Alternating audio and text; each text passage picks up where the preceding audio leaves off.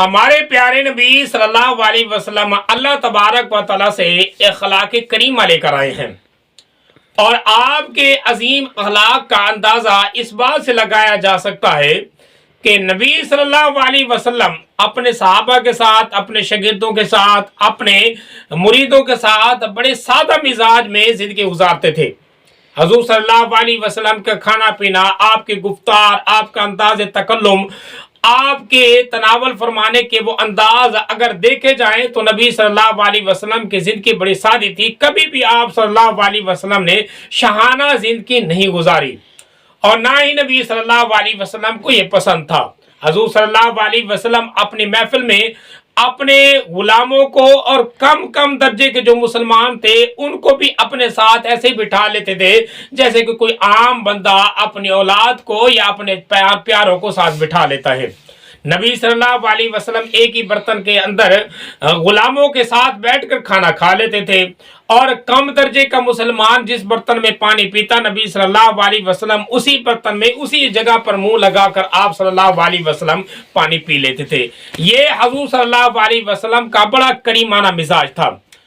حضرت حذیفہ بن یمان ایک مشہور صحابی ہیں، وہ فرماتے ہیں کہ ایک مرتبہ میں حضور صلی اللہ علیہ وسلم کے ساتھ ماہ رمضان میں نماز پڑھ رہا تھا۔ رات کو حضور صلی اللہ علیہ وسلم نے غسل کرنے کا ارادہ کیا، جیسے کہ عام طور پر گرمیوں میں لوگ ٹھنڈا کا حاصل کرنے کے لیے غسل کرتے ہیں، تو نبی صلی اللہ علیہ وسلم نے پانی منگوایا اور آپ صلی اللہ علیہ وسلم نے غسل کیا۔ اور جب غسل کرنے لگے تو حضور صلی اللہ علیہ وسلم کے آگے وہ چونکہ سادہ ایک دور تھا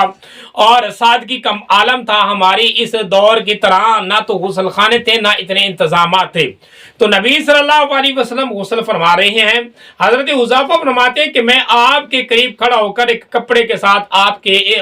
آڑ میں پردہ بنا کر میں کھڑا ہو گیا۔ جب نبی صلی اللہ علیہ وسلم نے غسل فرما لیا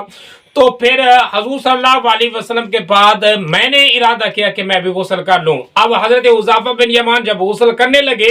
تو پہلے تو نبی صلی اللہ علیہ وسلم نے فرمایا اگر تو چاہے تو اسی پانی جو بچا ہوا ہے اس کے ساتھ غسل کر لے، اور اگر نہ چاہے تیرا ارادہ کرے تو مزید اور پانی منگوا لے۔ حضرت حذیفہ فرماتے ہیں کہ فدا کا امی وابی، اے نبی صلی اللہ علیہ وسلم، یہ جو آپ کا بچا ہوا پانی ہے یہ تو مجھے سب سے زیادہ محبوب ہے، میں اسی کے ساتھ جو ہے نا اپنا غسل کروں گا۔ اب حضرت حذیفہ بن یمان نے اسی پانی کے ساتھ جب غسل کرنے کا ارادہ کیا، غسل کرنے لگے تو حضور صلی اللہ علیہ وسلم ویسے ہی کپڑا اٹھا کر پردہ کر کے کھڑے ہو گئے جیسے حضرت حذیفہ پہلے نبی صلی اللہ علیہ وسلم کے قریب کھڑے تھے۔ حضرت حذیفہ کہتے ہیں کہ میں نے بار بار اصرار کیا کہ اے نبی صلی اللہ علیہ وسلم، آپ تو نبی ہیں، اللہ کے پیغمبر ہیں، اللہ پاک نے آپ کو اتنا بڑا مرتبہ دیا ہے، آپ جائیں میں غسل کر لوں گا۔ تو نبی صلی اللہ علیہ وسلم نہ گئے۔ آپ صلی اللہ علیہ وسلم نے فرمایا نہیں حذیفہ،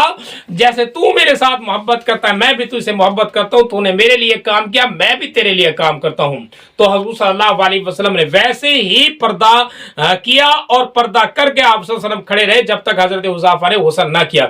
اس بات سے اندازہ لگایا جا سکتا ہے کہ نبی صلی اللہ علیہ وسلم کتنا کریمانہ اخلاق اللہ پاک سے لے کر یہ آئے۔